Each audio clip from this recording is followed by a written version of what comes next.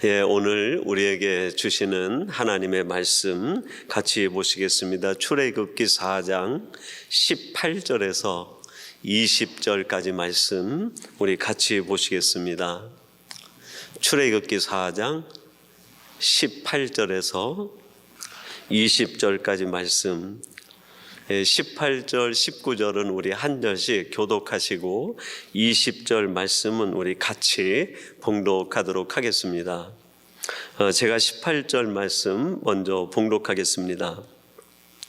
모세가 그의 장인 이드로에게 돌아가서 그에게 이르되 내가 애굽에 있는 내 형제들에게로 돌아가서 그들이 아직 살아있는지 알아보려 하오니 나로 가게 하소서. 이드로가 모세에게 평안히 가라 하니라.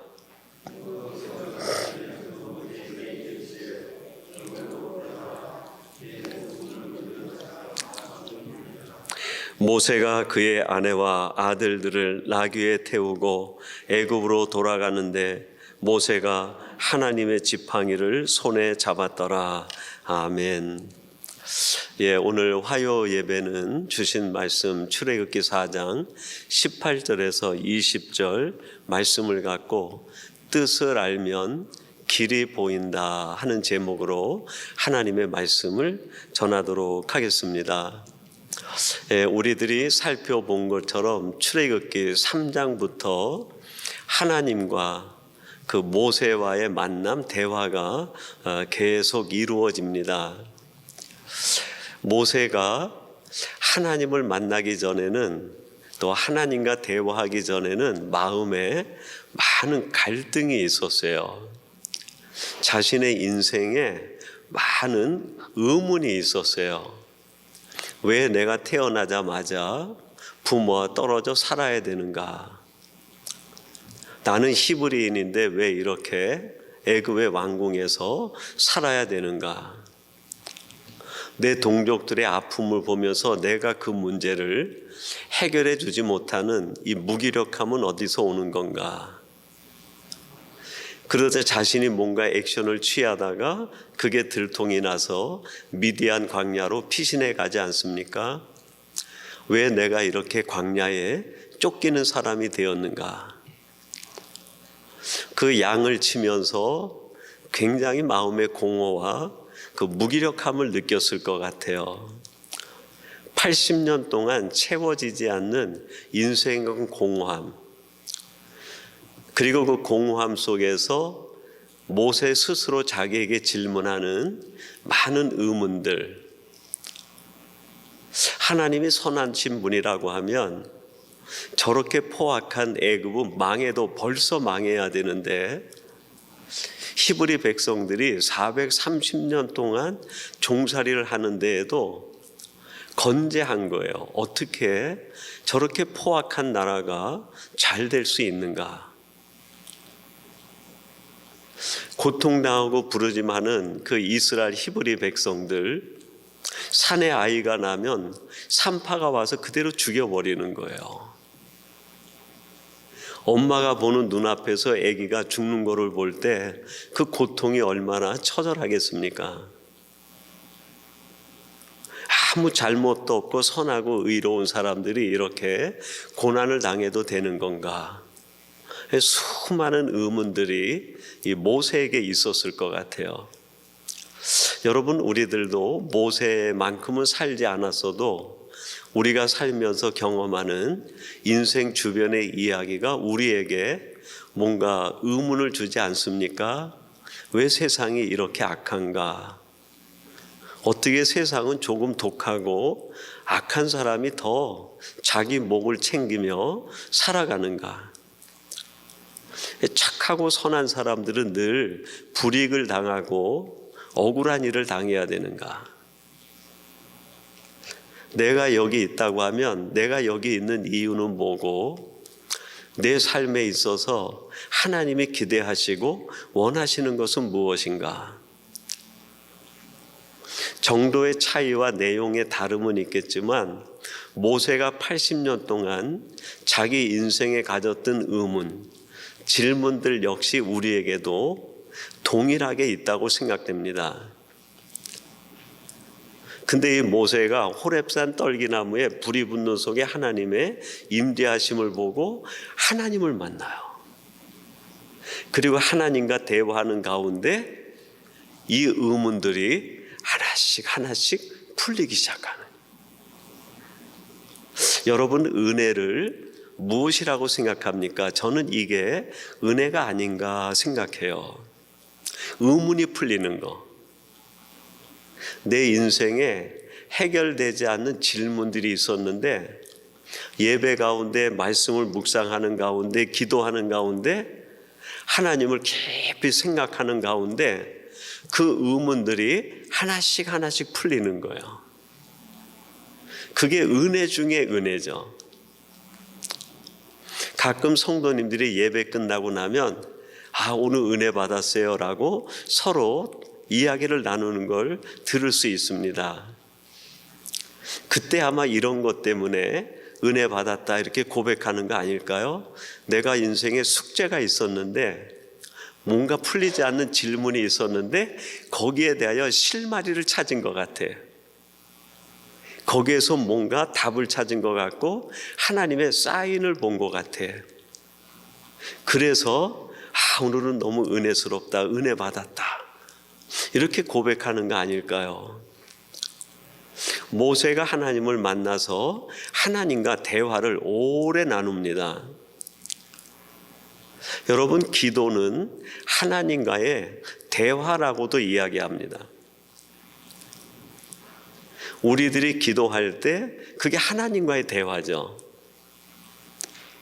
모세는 하나님과 대화하는 속에서 점점 깨달아지는 것이 있었어요. 뭘까요? 하나님의 뜻을 알아가기 시작한. 얼마나 기뻤을까요? 여기에서 우리가 한 가지 아주 중요한 사실을 깨달아야 돼요. 기도가 뭔가? 기도는 일방적으로 하나님 앞에 뭔가 내 것을 요청하고 청구하는 게 아니에요. 물론 모세도 처음 하나님과 대화할 때 마음에 뭔가 요청이 있었어요. 하나님, 저 애굽 이대로 두면 안 되는 거 아닙니까? 물론 표현은 없는데 그런 마음들이 다분히 느껴져요. 저 고통받는 우리 동족 이대로 두실 겁니까? 하나님, 나를 세상에 보내셨으면 뭔가 의미 있는 일을 해야 되는 거 아닙니까? 하나님께 뭔가 요청하듯 자신의 마음에 가지고 있었던 뜻이 있었을 거예요. 근데 하나님과 대화하는 과정에 내가 가진 질문들과 뜻은 점점 없어지고 뭐가 마음에 차오르기 시작했을까요? 하나님의 뜻이.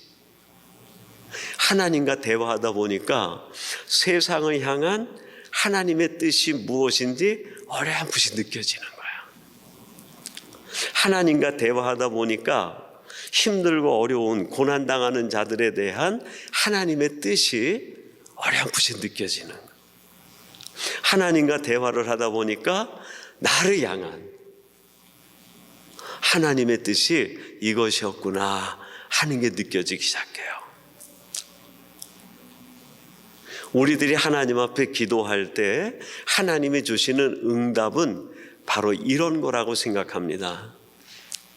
하나님 앞에 기도할 때 우리들이 기도하는 대로 하나님께서 뭔가 그냥 외적이고 물리적인 것을 그냥 펑펑펑펑 주시는 것, 물론 응답의 요소에 그런 것도 있겠지만 진짜 응답은 뜻을 아는 거예요.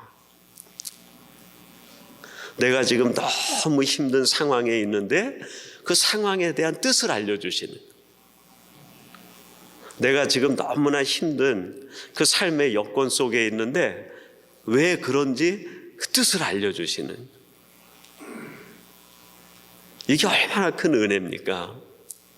지금 이 모세는 하나님을 만나 대화하는 과정에서 바로 이 두 가지 사실이 이루어졌어요. 자기가 80평생 가졌던 인생의 의문이 다 해결되는 거예요. 그 또 한 가지는 뭐예요? 뜻을 합니다. 세상에 대하여 하나님이 어떤 뜻을 갖고 계시고 저 고난당하는 자들의 하나님의 어떤 뜻이 계시고 나에게 하나님이 어떤 뜻이 있으신가? 이걸 아는 순간에 모세에게 길이 보이는 게 길이에요. 아, 내가 어디로 가야 되는구나. 누구에게로 가야 되는구나. 길이 보인 거예요. 이 하나님의 뜻을 깨닫지 못하면 우리는 늘 제자리에서 맴도는 삶을 살아요. 그리고 내 생각에 사로잡혀 가지고 그 생각의 울타리에서 벗어나지를 못하는 거예요. 계속 하나님 앞에서 의문을 가진 채 살아가는 거예요. 계속 하나님 앞에서 내 인생이 방황하듯 살아가는 거예요. 전진하지를 못하는 거예요. 뜻을 아는 순간에 길이 보인 거예요, 길이. 그래서 오늘 보면 18절에 모세가 그 장인에게 이렇게 이야기합니다.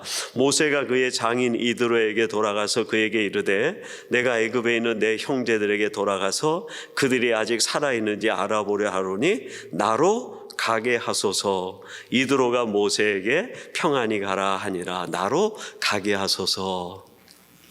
장인 어르시여, 내가 드디어 내가 어디로 가야 되는지, 누구에게로 가야 되는지 길을 찾았어요. 내가 길을 찾았습니다.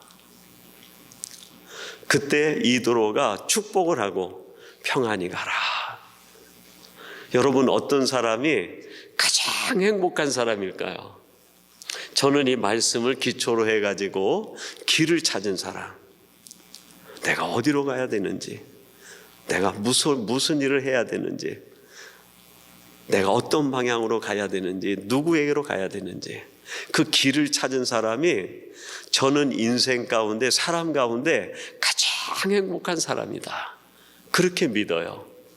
그러면 이 모세가 이렇게 하나님의 뜻을 알고 자기 인생의 의문이 사라진 뒤에 그가 발견한 길, 그가 어디로 가야 되는지 그걸 깨달은 그 길은 뭘까요? 오늘 우리가 읽은 18, 19, 20절에 세 가지 길을 가르쳐 줍니다. 첫째는 하나님의 위로가 필요한 자들에게 가는 길이에요.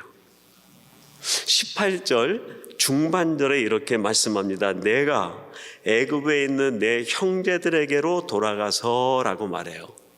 애굽에 있는 내 형제들, 어떤 사람이죠? 그렇습니다. 430년 동안 애굽에서 바로 밑에서 온갖 고욕과 온갖 박해 속에서 고통당하고 슬픔과 억눌림 속에 있는 사람들이에요. 하나님의 위로가 필요한 사람들이에요. 모세가 하나님의 뜻을 알자마자 제일 먼저 마음에 다가온 게 하나님의 위로가 필요한 사람에게 내가 가야겠다 하는 걸 알게 된 거예요. 그 마음이 누구의 마음일까요? 하나님의 마음이었어요.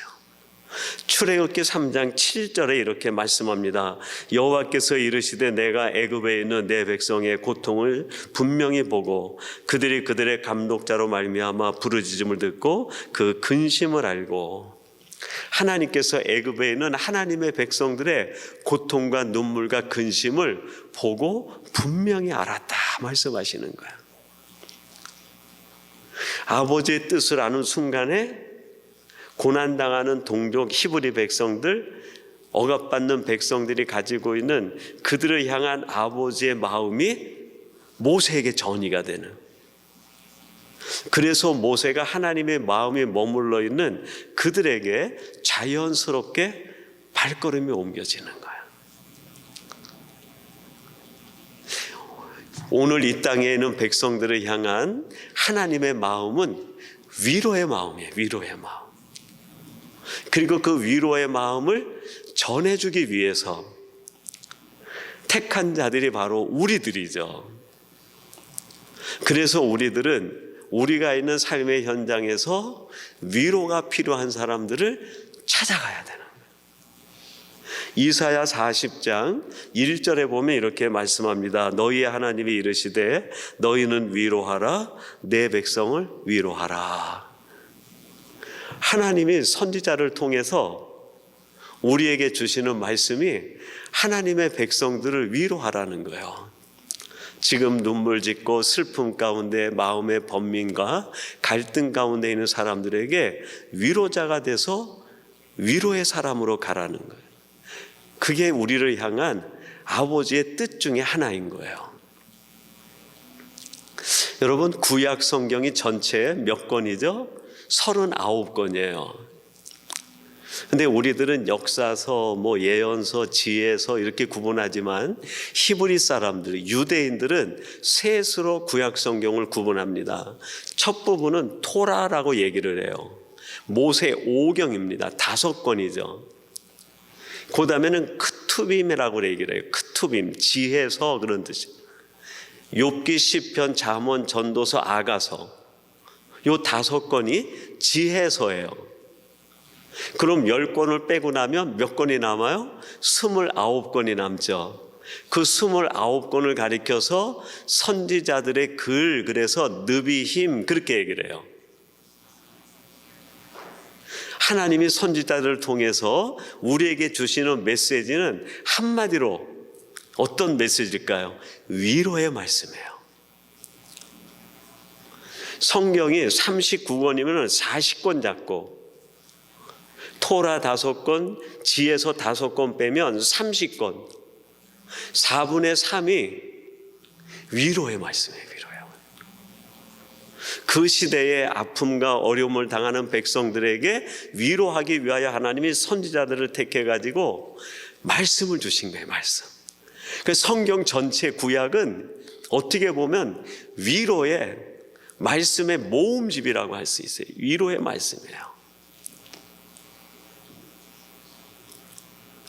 하나님은 이 세상에 천재들을 보내시는 것이 아니라 누구를 보낼까요?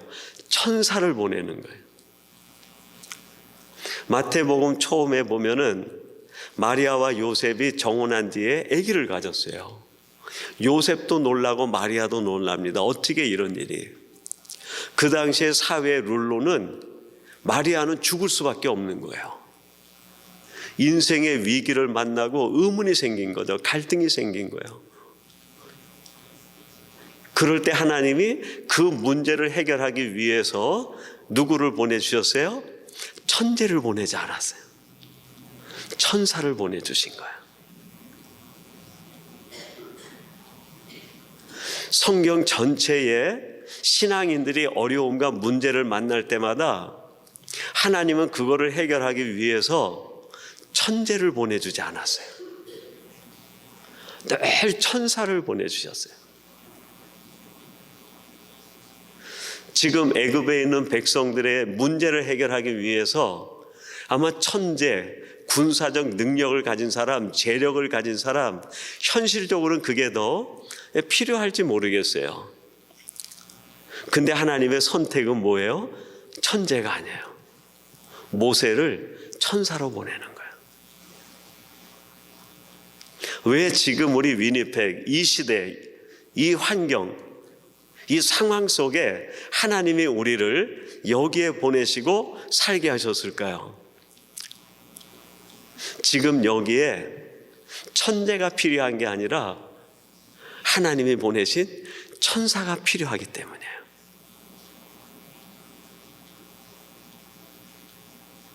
여러분들이 서로가 서로에게 천사가 돼야 되는. 제가 자격은 없지만 천사가 되도록 노력할게요. 아마 그럼 우리 집사람이 제일 먼저 피식 웃을 것 같아요. 하나님이 우리를 같이 만나게 해주신 것은 천재로 만나라는 게 아니에요. 내 옆에 있는 동력자가 내게 천사이면 좋듯 나도 그분에게 천사일 때가 베스트인 거죠. 지금 이 모세가 하나님의 뜻을 알고 나니까 내가 지금 위로가 필요한 자들에게 어떤 사람으로 가야 되는지 그게 느껴진 거예요. 그래서 모세는 그 천사의 사명을 감당하기 위해서 자기의 마음을 바꿉니다. 어떻게 바꿨을까요? 가장 온유한 사람으로. 이 사람 모세는 지면에 이 온유함이 이보다 승한 사람이 없다고 그랬어요. 두 번째로 하나님의 뜻을 발견한 모세가 가는 곳은 어디였냐면 사망의 어둠에 그늘이 드리워진 곳이었어요. 우리 19절 말씀 같이 한번 봉독해 보겠습니다. 19절 같이 봅니다. 시작. 여호와께서 미디안에서 모세에게 이르시되 애굽으로 돌아가라. 내 목숨을 노리던 자가 다 죽었느니라. 지금 하나님께서 모세에게 애굽으로 가라 그랬어요. 그러면서 내 목숨을 노리던 자들이 다 죽었느니라. 애굽은 그 당시에 가장 선진국이었어요. 경제적으로 풍요롭고 과학적으로 모든 면에 있어서 타 민족이 따라올 수 없을 만큼 선진화된 나라가 애굽이었습니다. 얼마나 풍요로웠는지 몰라요. 화려하고 풍요롭고 강대한 나라였어요. 세상에는 모든 민족들이 부러워할 만한 나라였습니다. 세상적인 관점으로 보면 화려하고 아름다웠고 풍요로운 나라였지만 하나님의 눈으로 볼 때 애굽은 어떤 나라였을까요? 거대한 공동묘지와 같았어요. 사람들은 거기에서 화려하다고 풍요롭다고 얘기했는지 모르겠는데 하나님이 볼 때 애굽은 거대한 무덤이에요. 거대한 무덤. 어둠이 가득하고 사망이 가득한 곳이에요. 사망의 어둠이 그늘이 가득 드리워진 그 애굽에 하나님이 모세를 보내시는 거예요. 애굽을 벌주고 바로를 아주 그냥 하나님이 진멸하기 위해서 모세를 보내는 게 아니에요. 우리가 그렇게 생각하면 안 돼요. 그 죽음의 도시에 하나님께서 모세를 보내가지고 빨리 그 죽음의 도시에서 엑소도스 하라는 게 탈출하라는 거예요. 어디로? 생명의 나라로. 생명의 나라로 나오라고 했는데 모세와 함께 나온 사람들이 나온 것이 어디입니까? 광야의 광야. 애굽과 광야는 비교가 안 돼요. 애굽은 얼마나 화려하고 풍요롭고 좋은지. 근데 광야는 아무것도 없는 거야. 아무것도. 애굽에서 가져나온 양식을 보름 정도 먹고 나니까 다 끝나버리는 거예요. 그 다음부터는 칼바람이 불어오는 거예요. 척박하게 그지없고 황량하게 그지없는 거예요. 세상 눈으로 보면 비교가 안 돼요. 그래서 애굽에서 나왔던 이스라엘 백성들이 먹을 게 없으니까 모세에게 뭐라고 얘기합니까? 우리가 차라리 저 애굽에서 고깃가마 곁에서 마음껏 고기를 먹을 때가 좋았다. 여러분, 광야이지만 이 광야에는 뭐가 있었을까요? 하나님의 생명이 있는 거예요. 하나님이 함께 하시는 은혜의 나라예요. 은혜의 나라. 하나님의 뜻을 알고 난 이 모세가 애굽으로 갈 때 애굽으로 가면서 가졌던 마음이 뭘까요? 너 애굽 이제 내가 가니까 너 정신 차려. 바로 너 나한테 한번 죽어봐. 그게 아니에요. 여러분, 우리가 세상에 접근할 때 세상을 접근할 때 이렇게 정죄의식으로 접근하면 안 돼요. 하나님을 믿지 않는 사람들을 또는 신앙이 연약한 자들을 이런 의식으로 접근하면 안 돼요. 거기에서 나와 함께 같이 탈출하자. 그곳에서 나와서 비록 우리가 가는 곳이 광야일지라도 하나님이 함께하는 은혜의 장소고 생명의 나라니까 우리 이곳에서 함께 거하자. 하나님께서 모세를 애굽에 보내신 진짜 이유는 애굽의 심판이 아니에요. 바로를 그냥 혹독하게 하나님께서 사나운 분이 돼가지고 그냥 진노하시고 그에게 뭔가 모든 채찍을 다 베푸시는 거, 그게 목적이 아니에요. 그게 목적이었다고 하면 모세가 가자마자 10가지 재앙이 아니라 그냥 마지막 장자의 죽음으로 한 번에 그냥 사람을 죽이시고 손들게 했을 거예요. 돌아오라는 게 돌아오라. 이 죽음의 도시에 더 머물지 말고 모세와 함께 출애굽하여 생명의 땅으로 오라는 거예요. 하나님께서 이 세상에 대하여 가지신 뜻이 그거예요. 하나님께서 예수님을 세상에 보내신 이유는 세상을 그냥 완전히 쓸어버리고 진멸하고 심판하려고 보내신 게 아니에요. 그랬다면 여기 있는 우리들 벌써 심판받고 이 세상 사람이 아니어야 되는 거죠.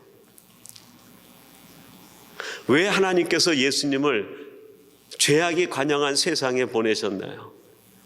그 세상에 더 머물지 말고 주님과 함께 하나님의 나라, 의의 나라에 와서 우리 함께 동거하자.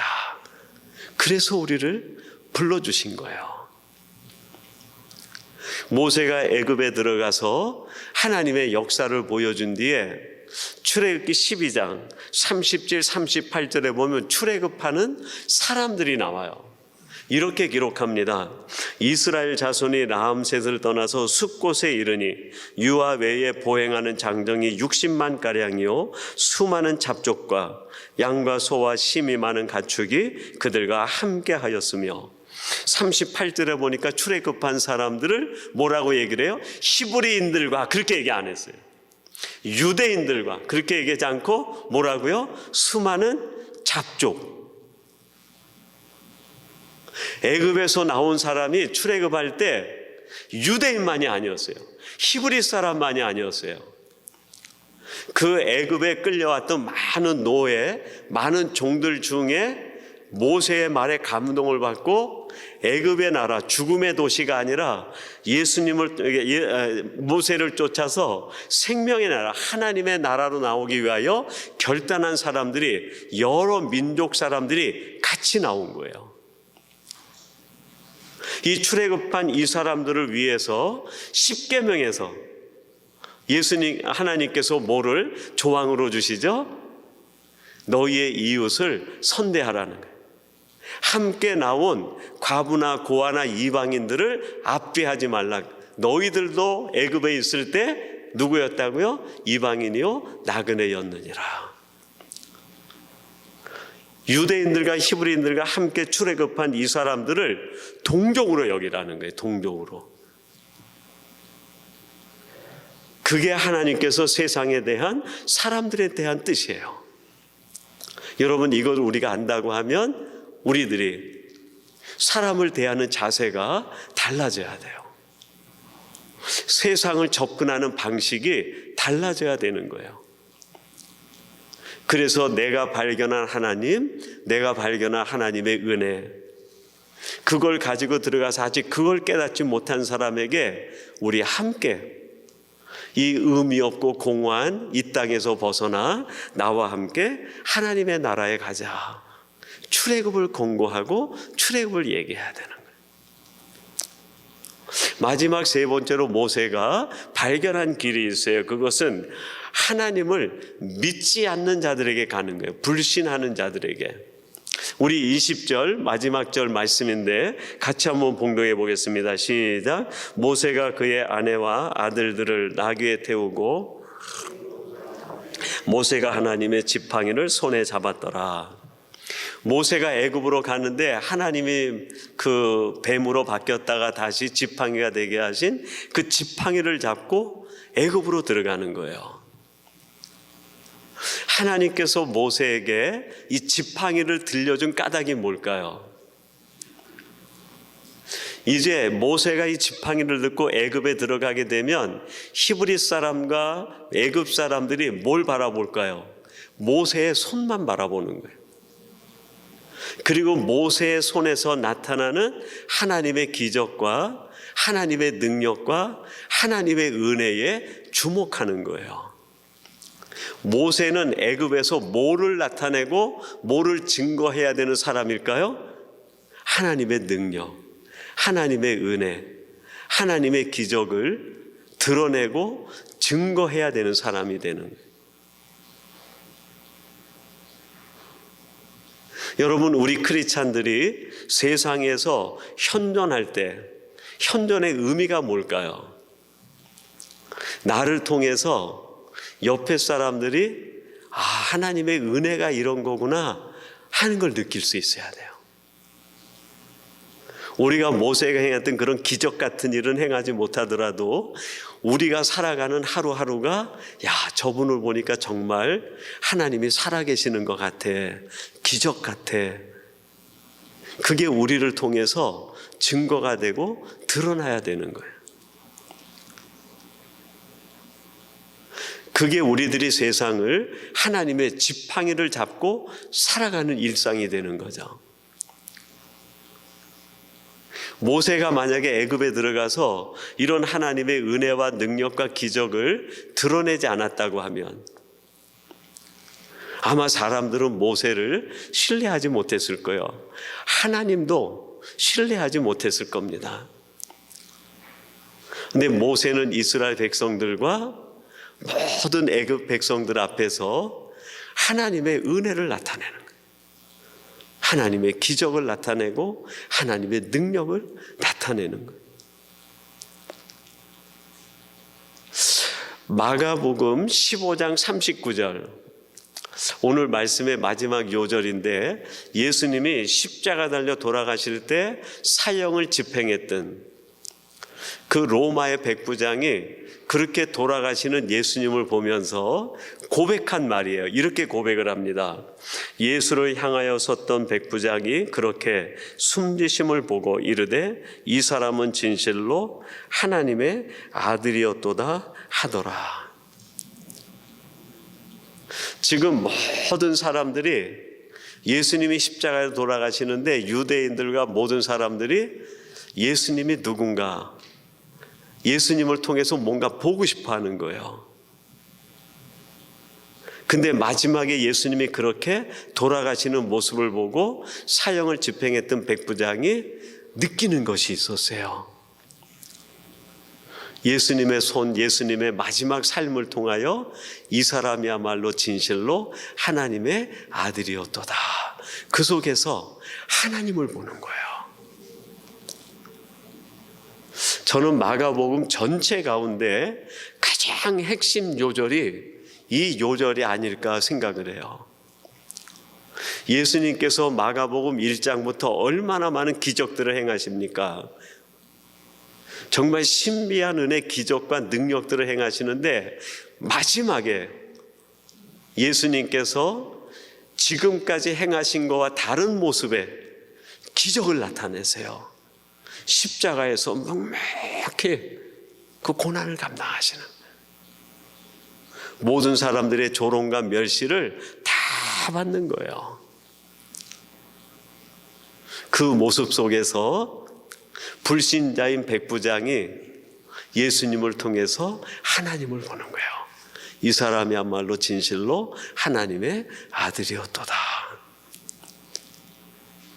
주님께서 왜 그렇게 십자가에서 그런 모습으로 이 세상의 마지막 사역을 마치셨을까요?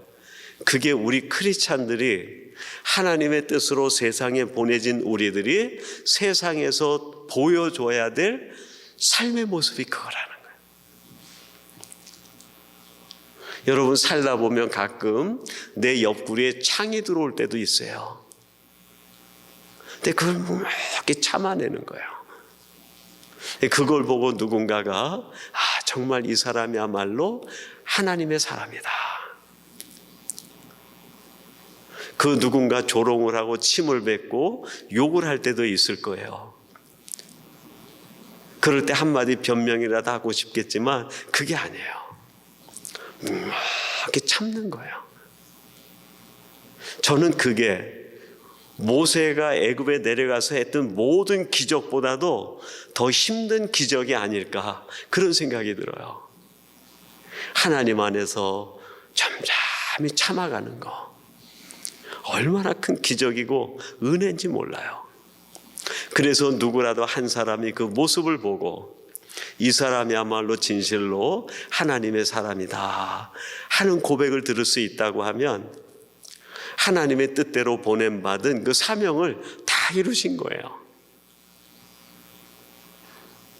모세가 하나님을 만나 하나님과 대화하는 가운데 두 가지 큰 변화가 일어납니다.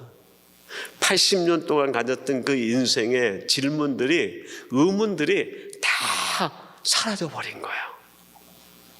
그리고 또 한 가지는 하나님의 뜻을 알아요. 세상에 대하여, 고난당하는 자에 대하여, 나에 대하여 그 뜻을 알자 자신이 가야 되는 길이 보인 거예요. 외롭고 고통당하는 자에게 천사로서 내가 가야 되는 거. 죽음의 도시, 생명이 없고 하나님을 몰라 영원히 죽어가는 그들을 찾아가서 그들을 출애굽시키는 이 사명을 깨달은 거예요. 그리고 하나님이 주신 그 능력을 손에 잡고 끝까지 하나님의 뜻대로 인내하고 온유함으로 살아감으로 그 누군가 한 사람에 의해 이분이야말로 하나님의 사람이다, 그렇게 이름을 들을 수 있다고 하면 저는 목회자로서 감히 그렇게 말할 수 있을 것 같아요. 참 신앙인이고 정말 멋지시다고, 정말 잘 사시는 거라고.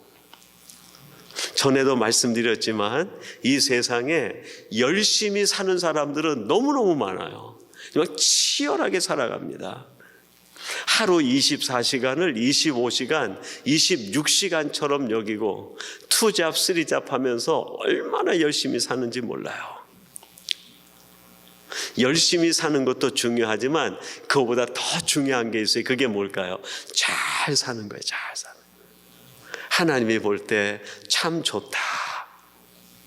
오늘 예배하시는 저와 여러분들이 이렇게 하나님의 뜻을 알아, 하나님이 볼 때 참 좋다, 칭찬 들을 수 있는 하나님의 사람들이 되시기를 주님의 이름으로 축원합니다.